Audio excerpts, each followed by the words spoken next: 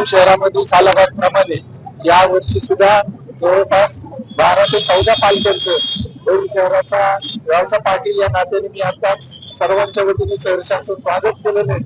अतिशय उत्साहपूर्ण वातावरण आहे भाविकांमध्ये.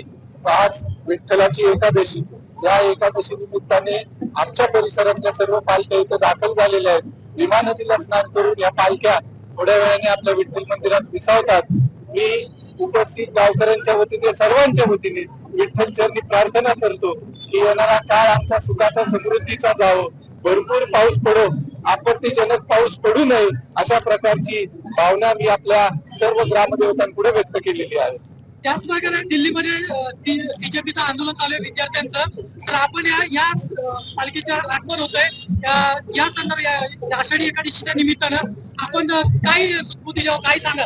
आज जे देशभर दिल्लीमध्ये जे आंदोलन चालू आहे, आपल्या जे विद्यार्थी आहेत त्यांच्या न्याय मागण्या आहेत, त्याविषयी सरकारने लवकरात लवकर तोडगा काढावा, अशा प्रकारची सुद्धा देखील मागणी मी सरकारकडे करतो.